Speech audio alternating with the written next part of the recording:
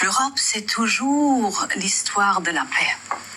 Et l'histoire de la paix par réconciliation, mais aussi de force, de prospérité. Et cette passion pour cette union européenne, qui est une union de la paix, ça c'est toujours le moteur pour moi. Est-ce que l'Europe doit redevenir un peu agressive? Il y a des figures européennes, Madame Thatcher disait ça, pour être fort et respecté. Voilà. Est-ce que l'Europe doit retrouver une forme d'agressivité? Non, ça je ne trouve pas, mais une position de force et de self-confidence. What is it in French? Confiance en soi. Confiance en soi. Et la confiance, ça vient bien sûr de la force, par exemple, de la force de la société, de la force des valeurs, mais aussi de la force économique et une force militaire qui est possible. Et tout ça, surtout les valeurs et l'unité de l'Union, ça c'est notre, comment dit-on, strength, notre possibilité. L'Europe. L'Ukraine veut rejoindre l'Europe. Et l'Europe est d'accord. Il y a encore du travail et c'est fondé sur le mérite. Mais nous sommes très clairs dans notre détermination politique pour cela. Madame la Présidente, vous parlez très bien français, je sais, mais comme vous êtes très puriste, vous faites attention. Où est-ce que vous avez appris le français? Je suis née à Belgique, à Bruxelles, et j'ai vécu là pendant les 13 premières années de ma vie. Après ça, nous sommes déménagés en Allemagne et j'ai vécu dans d'autres pays du monde. Mais on ne perd jamais la langue de l'enfance. Et j'adore parler français, j'adore. Emmanuel Macron a un rôle crucial à jouer. C'est un vrai leader par son expérience et par sa capacité à rallier une coalition de volontaires.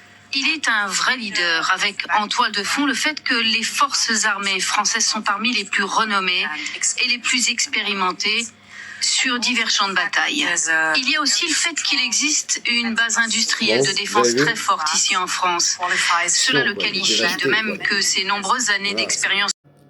Bon, vous avez vu ça, c'est fascinant en fait. On va revenir, c'était un petit montage pour vous résumer à peu près l'essentiel de ce qui a été dit pendant ce truc-là, quoi. Et Darius Rochebin, là, il est fascinant, lui. Donc ouais, je vais commencer par l'Ukraine veut rejoindre l'Europe. Alors je peux vous dire, moi je discute avec des Ukrainiens en France et puis en Ukraine, qui sont là-bas en tout cas, pour vous dire le niveau de corruption en Ukraine qu'il y avait déjà avant Zelensky. Normalement Zelensky, il est arrivé pour éradiquer la corruption. Le mec est balèze, hein.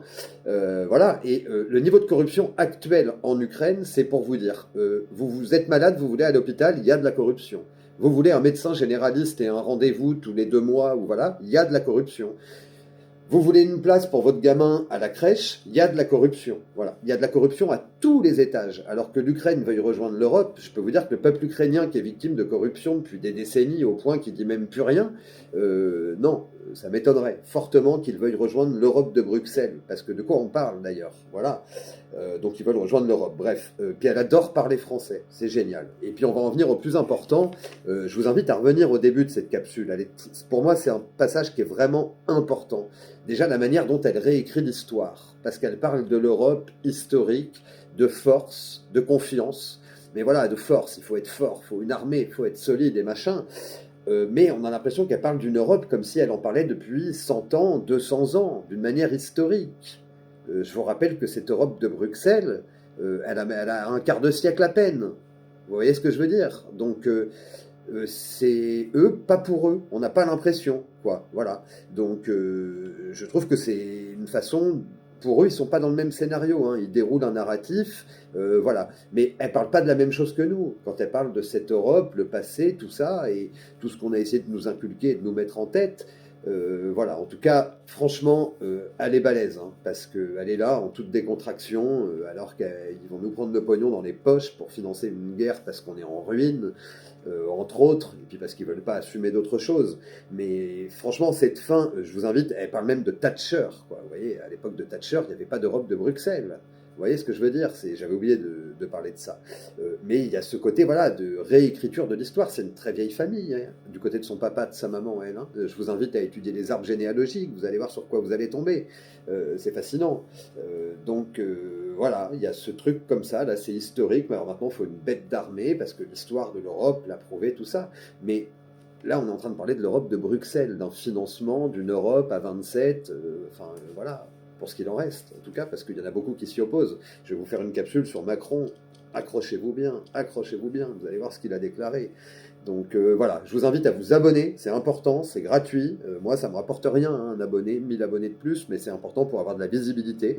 Donc je compte sur vous pour vous abonner, liker, allez, vous me retrouverez sous le même nom sur Instagram et YouTube, et puis le compte de secours sur TikTok, Neuronews TV SEC, SEC. Je vous invite vraiment à vous abonner parce qu'on a une épée de Damoclès au-dessus de la tête, qui fait que si on est striké, banni, il n'y a plus de live, il n'y a plus de vidéo, il n'y a plus de notification, c'est terminé. Il y a BFM à la télé ou vos autres réinformateurs. Donc voilà. À très vite. Ciao.